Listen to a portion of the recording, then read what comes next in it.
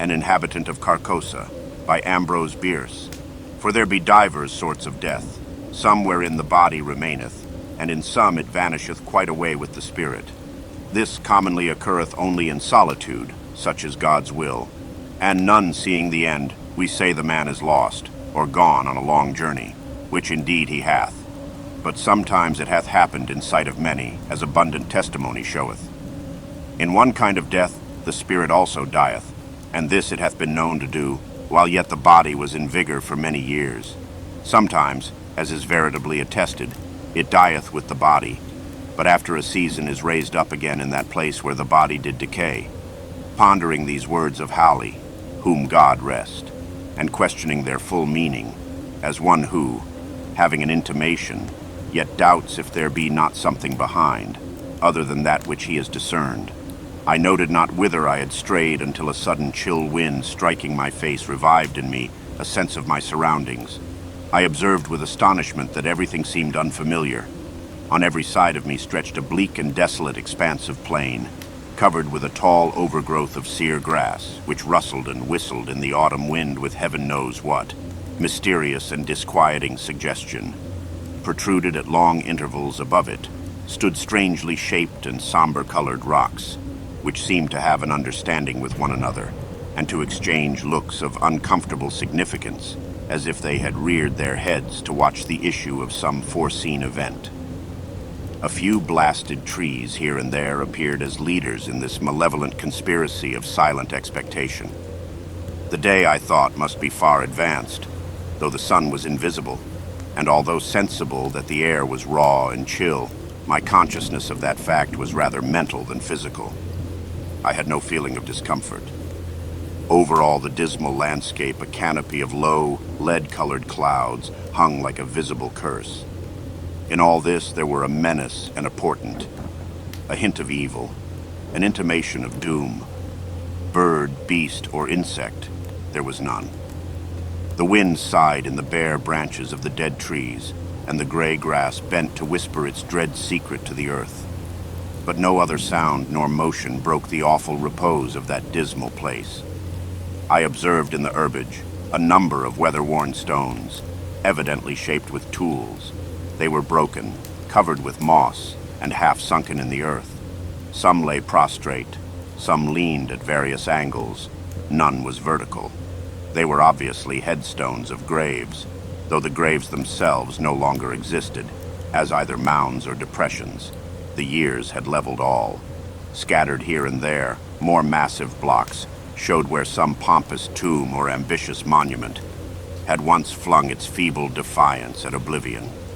So old seemed these relics, these vestiges of vanity and memorials of affection and piety, so battered and worn and stained, so neglected, deserted, forgotten the place, that I could not help thinking myself the discoverer of the burial ground of a prehistoric race of men whose very name was long extinct.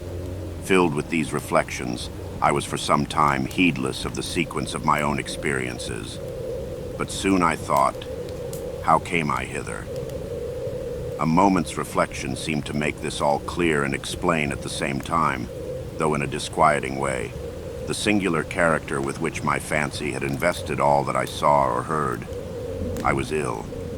I remembered now that I had been prostrated by a sudden fever, and that my family had told me that in my periods of delirium, I had constantly cried out for liberty and air, and had been held in bed to prevent my escape out of doors.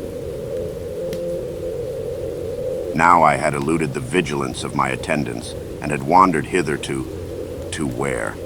I could not conjecture. Clearly I was at a considerable distance from the city where I dwelt, the ancient and famous city of Carcosa. No signs of human life were anywhere visible nor audible. No rising smoke, no watchdog's bark, no lowing of cattle, no shouts of children at play. Nothing but that dismal burial place, with its air of mystery and dread, due to my own disordered brain. Was I not becoming again delirious, there beyond humanade? Was it not indeed all an illusion of my madness? I called aloud the names of my wives and sons, reached out my hands in search of theirs, even as I walked among the crumbling stones and in the withered grass. A noise behind me caused me to turn about. A wild animal, a lynx, was approaching. The thought came to me. If I break down here in the desert, if the fever return and I fail, this beast will be at my throat. I sprang toward it, shouting. It trotted tranquilly by within a hand's breadth of me and disappeared behind a rock. A moment later, a man's head appeared to rise out of the ground a short distance away. He was ascending the farther slope of a low hill, whose crest was hardly to be distinguished from the general level. His whole figure soon came into view against the background of gray cloud. He was half naked, half clad in skins. His hair was unkempt, his beard long and ragged. In one hand he carried a bow and arrow, the other held a blazing torch with a long trail of black smoke.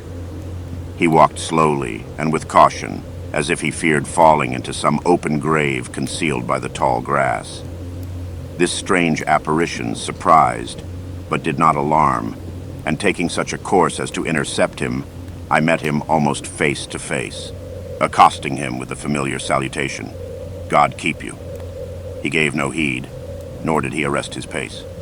"Good stranger," I continued, "I am ill and lost. Direct me, I beseech you, to Carcosa."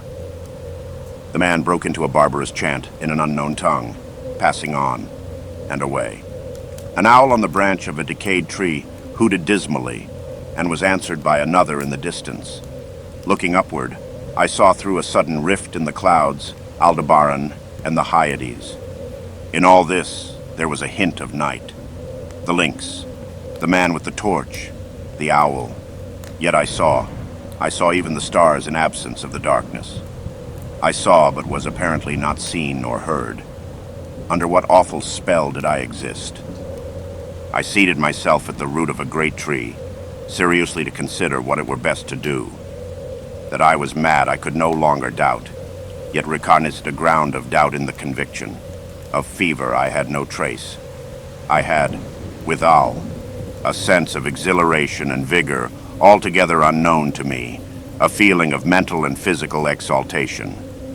My senses seemed all alert. I could feel the air as a ponderous substance. I could hear the silence, a great root of the giant tree against whose trunk I leaned as I sat, held enclosed in its grasp a slab of stone, a part of which protruded into a recess formed by another root. The stone was thus partly protected from the weather, though greatly decomposed. Its edges were worn round, its corners eaten away, its surface deeply furrowed and scaled. Glittering particles of mica were visible in the earth about it, vestiges of its decomposition. This stone had apparently marked the grave out of which the tree had sprung ages ago. The tree's exacting roots had robbed the grave and made the stone a prisoner. A sudden wind pushed some dry leaves and twigs from the uppermost face of the stone. I saw the low relief letters of an inscription and bent to read it. God in heaven, my name in full, the date of my birth, the date of my death. A level shaft of light illuminated the whole side of the tree as I sprang to my feet in terror. The sun was rising in the rosy east. I stood between the tree and his broad red disk. No shadow darkened the trunk. A chorus of howling wolves saluted the dawn. I saw them sitting on their haunches, singly and in groups, on the summits of irregular mounds and tumuli, filling a half of my desert prospect and extending to the horizon. And then I knew that these were ruins of the ancient and famous city of Carcosa. Such are the facts imparted to the medium Beirols by the spirit Hoseb Allah Robardin.